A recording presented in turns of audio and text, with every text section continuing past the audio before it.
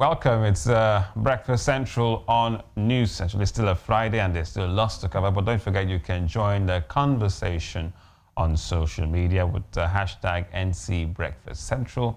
We're also on Twitter, Instagram, Facebook, and not forgetting you can watch us live on YouTube and on the website newscentral.africa. Now we're moving straight to more of the impact. We looked at positive young females really changing narrative when it comes to gender-based violence. Black Queen is a Senegalese rapper with a taste for activism and campaigning. She has joined the campaign to end gender-based violence in Senegal, narrating her decision to join the fight against gender-based violence through one global campaign. She said her decision followed an attack one evening while coming home from a concert by some men who took everything from her. Now, the rapper said she was beaten and wounded during the attack, resulting to trauma, then made her realize the seriousness of domestic, physical, and verbal violence suffered by thousands of women around the world, thereby pushing her to make a resolve to join the struggle.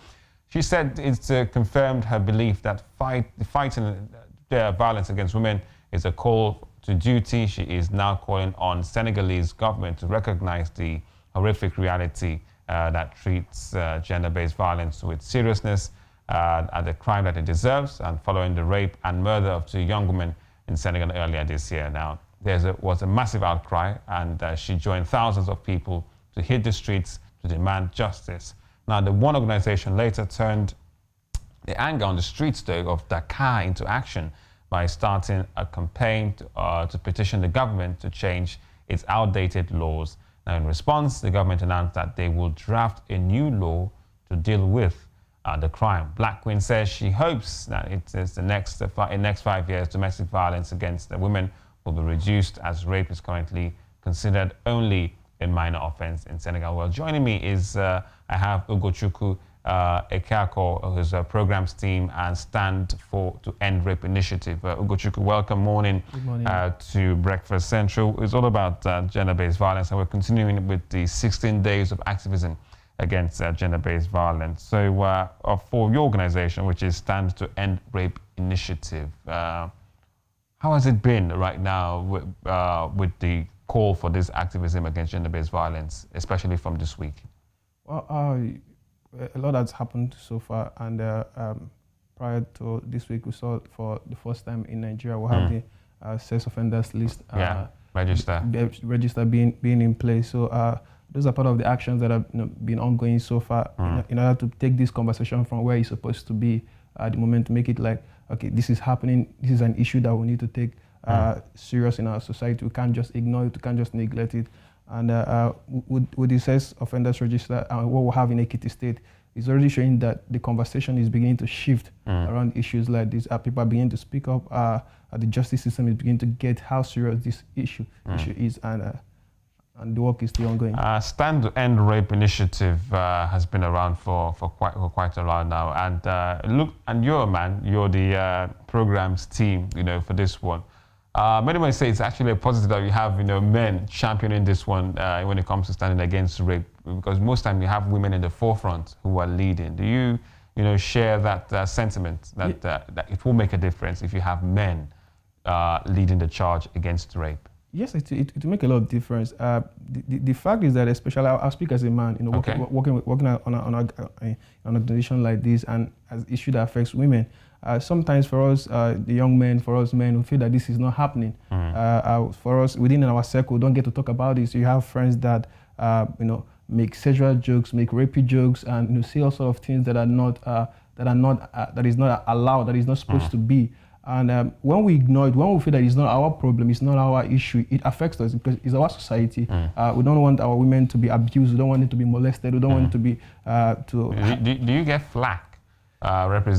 Being with this organization, Stand to End Rape, when you go out for in your campaigns and this initiative, do you receive any negative flack because of you're a man and it looks like perhaps you're switching sides or something? Do you get that kind of sometimes attitude? Sometimes I get that vibe, but for me, it's not about it, because at the end of the day, people need to understand. I do this as a man, and you understand this is an issue. And a couple of times we protested, we've done some things, we reached out to schools, we've done trainings and rest of them. And sometimes when you talk to someone, it feels like, okay, why are you doing this? Why is it your own problem?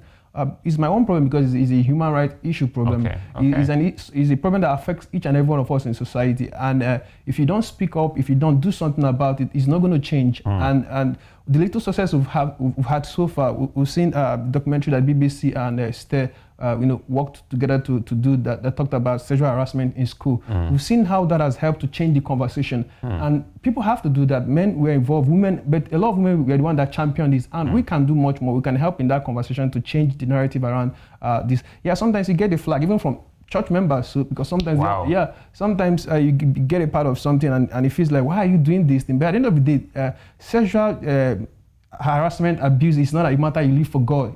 Our society feels like it's a matter you live for God. God will sort this thing out. No, God won't sort this thing out. We have to fix this. We have to make sure that even as men in our society, we don't allow issues or topics that endanger women, that make women feel they're not part of it. You can't see someone in an office or in your church or your school, harass a lady constantly or do things, and you don't report and you don't say something and you don't help. And even in your office, the management feels it's okay to harass people, and as a man, you're there looking at it. It makes you less of a man, because if you're truly a man, you should be there to help and do something to make things right. Right. So what level of support, does Stand Against Rape initiative, provide to, can we say, victims, people who've had these problems about harassment or even the extreme rape, The services we provide is broad, but as most importantly for us, we see them as survivors. We see them as people that have been able to, they went through a dark phase, but are still standing. How do you guys really help? So for us, it comes with that psychosocial service. We have a psychology team that, assist them, help them, because when this thing happened, there was a research that said that people that went to war, right? If you check the level of brain damage they had because of the issues they have to PTSD and the rest of them, it's the same with someone that has been abused. So at the end of the day, there's an emotional part to it. So we'll have the psychologist team that helps them. We'll have the legal part that helps them as well. And we'll have people at the back to counsel, to support in case the person needs assistance to move from where the person is to a safe place. So what we'll do is broad in terms of legal, in terms of providing social support, in terms of providing psychological support.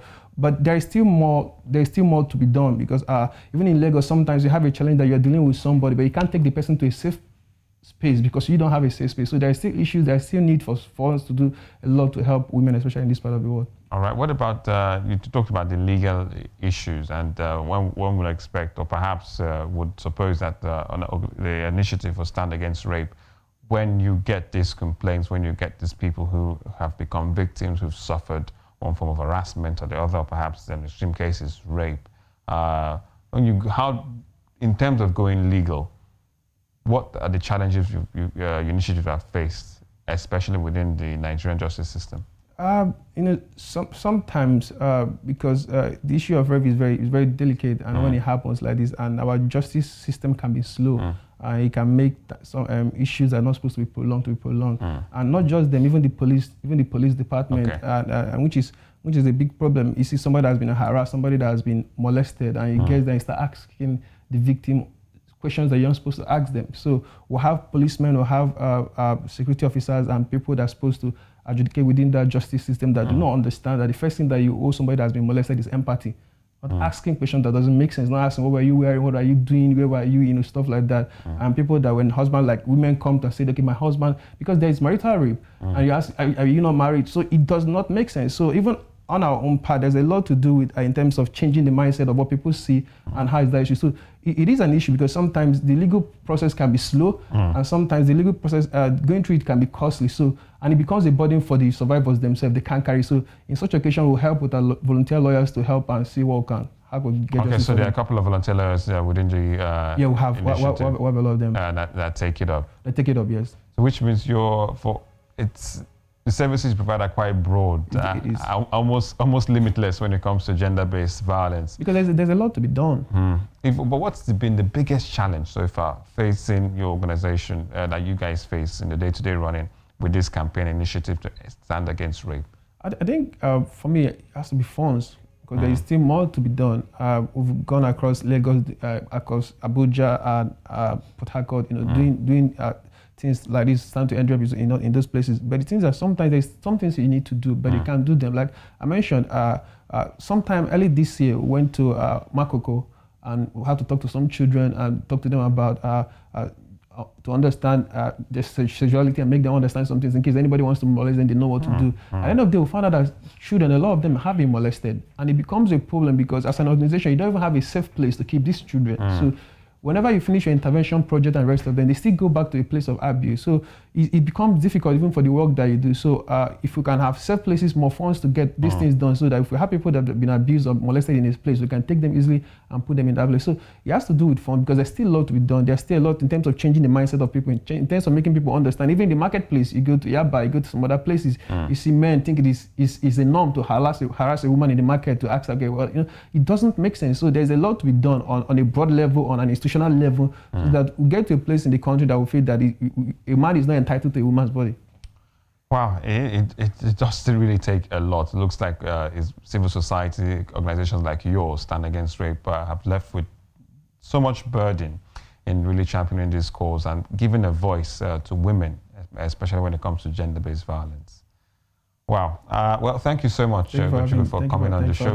We really are pressed for time because there's also so much to really cover, but we say thank you so much and continue the good work with Stand Against Rape. We'll get to have you guys more once again on the show. Thank you so much.